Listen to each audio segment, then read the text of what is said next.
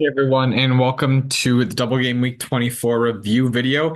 It was a relatively exciting double game week, some pretty big events occurring. And we'll get right into it. And we'll start with the captaincy. And could it have gone better this week? Probably only if you picked a uh non-double game week player.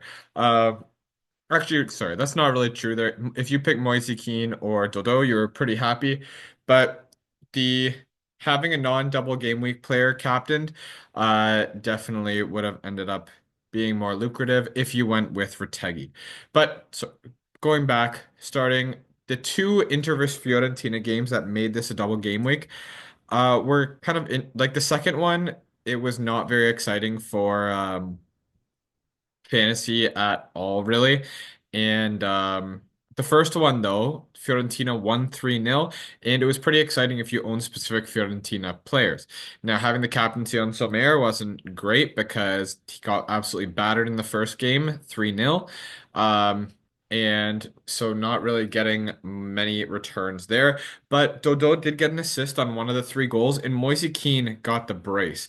So having certain Fiorentina players is where you ended up getting your rank. Now, I don't know how likely it would have been for you to captain them because obviously you'd probably be captaining the likes of Thuram, Lautaro Martinez, or Sommer. I'd say would be the three kind of options for captaincy interwise.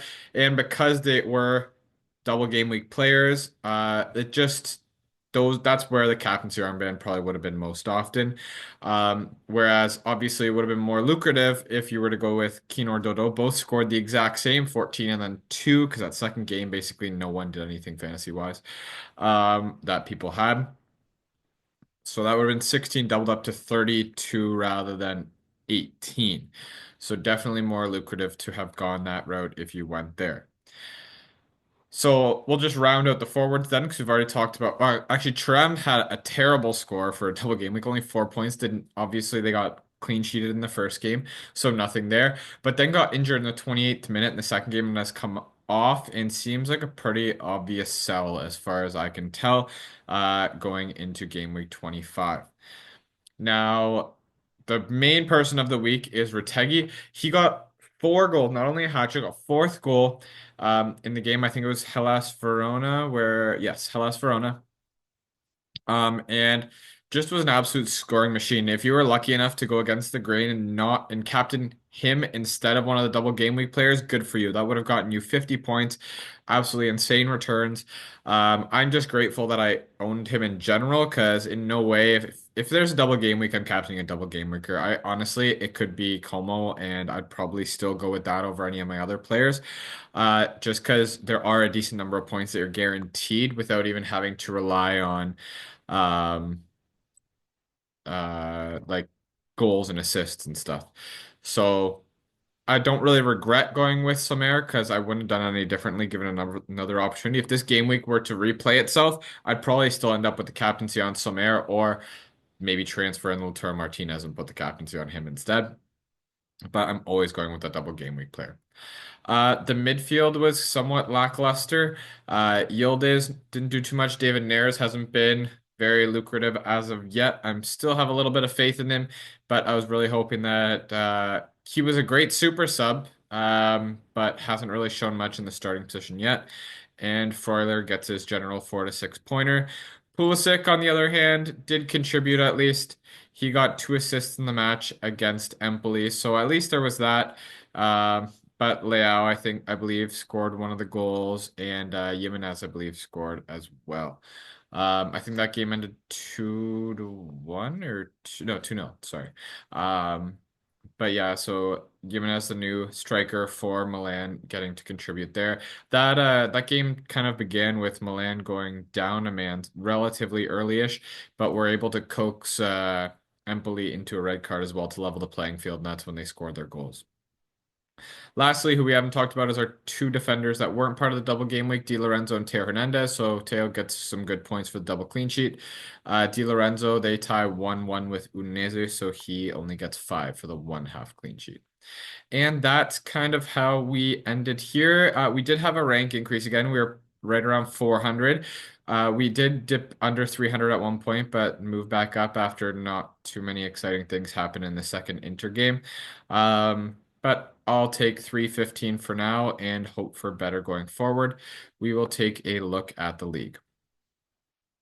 So Snake still up top by only 8 points now, though.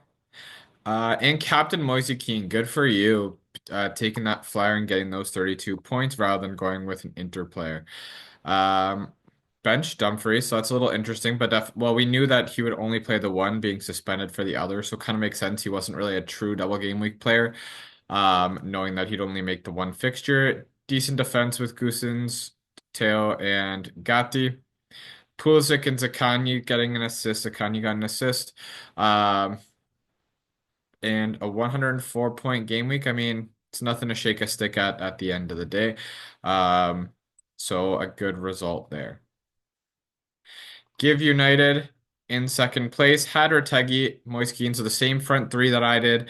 Um, and Captain Samir. So very similar team, it looks like. Had Dybala, who scored the lone goal on a penalty, and great defense along the back. Had the three that I had, as well as Angelino, who scored really well this week as well. Solid score of 130, which is why he's clearly catching up to Snake there. And made up 28 points on him, I think. So good job there. And lastly, in the top three, we have La Bedia. These three have been part of kind of the top for the majority of the season.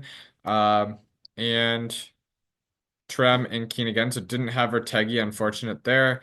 The Zakanyi and Pulisic combination in midfield was solid, and good defense. Went as five and above, I'd say is pretty good. That's normally meaning you get at least a half clean sheet.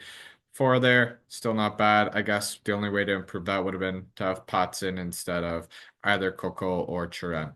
Captaincy on Samir again, which seemed to be a popular choice.